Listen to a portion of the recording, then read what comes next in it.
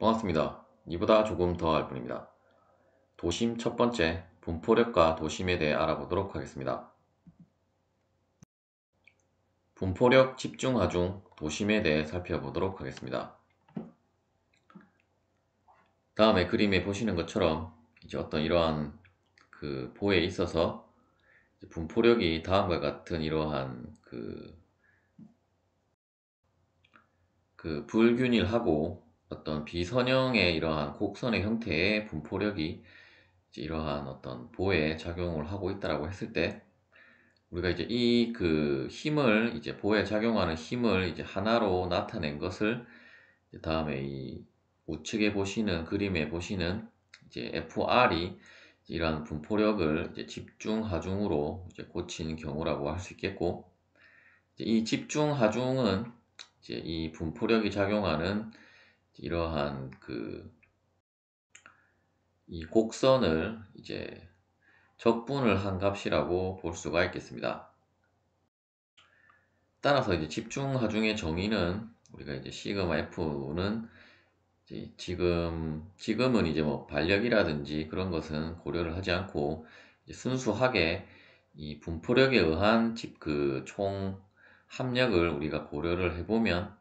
결국 이 곡선의 이 커브의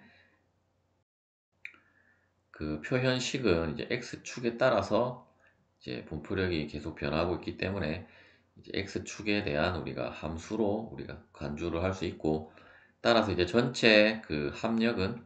이제 다음에 보시는 이 수식으로 정의가 되어질 수 있는데,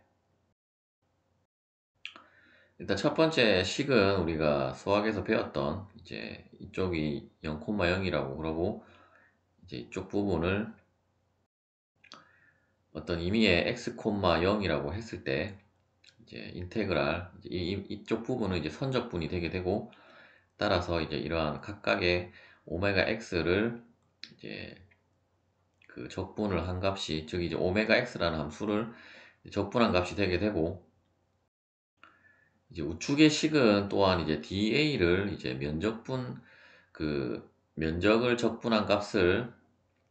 각각 이제 갖게 되는데, 이제 이 수식의 의미는 결국 이러한 커브가 x축과 이루고 있는 이러한 도형의 이제 면적과 같다라는 것을 나타낸 수식이 되겠습니다. 따라서 이제 미소 면적 da는 결국 이제 오메가 x 곱하기 이쪽 부분을 dx라고 하게 되면 이제 사각형의 넓이가 되게 되므로, 이제 여러분들이 이번 영상에서는 다루지 않겠지만 이제 2차원 평면상의 도형의 이제 도심을 구할 때는 이제 이 da를 어떻게 여러분들이 산출을 하느냐에 따라서 이제 우리가 도심을 구하는 방법이 이제 결정이 되는 부분이라고 할 수 있겠습니다. 일단 이제 지금 이제 오메가 x dx는 결국 이제 x축에 대한 도심이라고 할 수가 있겠고, 또한 우리가 발인용의 정리에 의해서 이러한 각각의 분력의 모멘트의 합은 합력의 모멘트와 같다라는 정의에 의해서 결국 이제 이 전체를 전체를 합력으로 적분한 값에다가 어떤 이제 임의의 길이 이제 각각의 이러한 분포력에 대해서 임의의 길이 x를 곱한 것이 이제 모멘트가 되게 될 것이고, 이제 그 모멘트는 결국 이런 합력이 작용하는 지점까지의 거리를 곱한 것과 같고, 이때 이제 이 x바를 이제 x축에 대한 도심이라고 할 수가 있겠습니다. 일단 도심에 대한 조금 더 자세한 내용들은 이제 다음 영상에서 다루기로 하고, 이제 이번 영상에서는 이러한 분포력을 우리가 집중하중으로 고치고, 이제 이러한 집중하중으로 고쳤을 때 이제 이러한 집중하중이 작용하는 작용점을 구할 때 사용이 되어지는 것이 바로 이제 도심의 개념이라고 할 수가 있겠습니다. 따라서 이제 모멘트 평형에 의해서 이제 모멘트 평형과 발인용의 정리를 사용을 하면 이제 합력 곱하기 이제 합력이 작용하는 지점까지의 직각거리 x바를 곱한 것은 이제 마이너스가 붙은 것은 이제 이 O점에 대한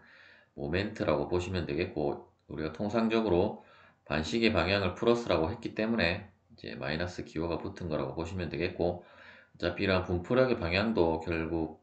그 집중 하중과 방향은 동일하므로 이제 마이너스가 붙어서 이제 결국은 이제 마이너스가 소거가 되게 되고, 따라서 우리가 이제 x바를 구한다는 것은 결국 이제 이 fr를 이제 양변에 나눠주게 되면 결국 x바는 fr분의 인테그랄 이제 x 오메가 x dx가 되게 되고, 결국 fr이 우리가 앞서 이 수식에 의해서 이제 이 부분이 그대로 들어가면, 분모에 들어가면 이제 이쪽 수식이 되게 될 것이고, 또한 이 수식이 결국 이 도형의 넓이였기 때문에 이제 다음과 같이 표시가 되게 되고, 이제 모멘트는 이제 지금은 이제 길이를 L이라고 했지만 이제 각각의 어떤 X축만큼의 거리를 곱했다라는 개념에 의해서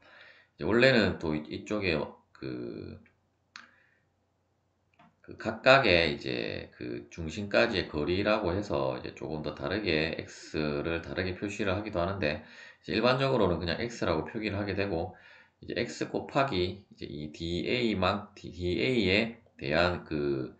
모멘트라고 해서 이제 그 부분을 모두 이제 적분한 것이 이제 위쪽 분모의 값이라고 보시면 되겠습니다. 따라서 이제 여러분들이 그 단일 도형에 대한 그 우리가 도심을 구할 때는 이제 물론 x바만 있는 것이 아니라 이제 이쪽을 y축이라고 하게 되면 이제 y축에 대한 도심도 이제 어차피 이 c라는 점이 이 도형에 대한 도심은 이제 2차원 평면이기 때문에 이제 x, y가 나오게 될 것이고, 이 그림상에서는 우리가 지금 x바만 구하면 되지만 이 도형에 대한 도심을 구하라고 하면 이제 x바와 y바 두 개가 있을 수 있고, 이제 여러분들이 최종적으로 기억해야 될 수식은 이제 이쪽 수식보다는, 물론 이쪽 수식은 여러분들 DA를 어차피 구해야 하기 때문에 이제 DA가 이제 지금 이 그림에서는 오메가 x dx가 되었기 때문에 이렇게 표시가 되어 된 것이고, 이제 가장 일반적인 수식은 이제 이 우측에 보시는 이 수식이라고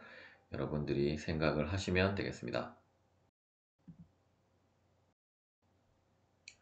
예제를 풀어보도록 하겠습니다. 예제 1번을 풀어보도록 하겠습니다. 그림에 보시는 것처럼 이러한 사다리꼴 형태의 분포 하중이 이러한 빔에 작용을 하고 있다고 했을 때, 이 분포 하중에 대한 그 집중 하중을 구하고, 이제 이러한 분포 하중이 작용을 하는 위치를 구하라는 문제가 되겠습니다. 이제 사다리꼴 분포 하중이 주어졌을 때 이제 여러분들이 이 그 분포 하중에 대한 집중 하중을 구하는 것은 이제 크게 어려운 것은 아닐 것이고,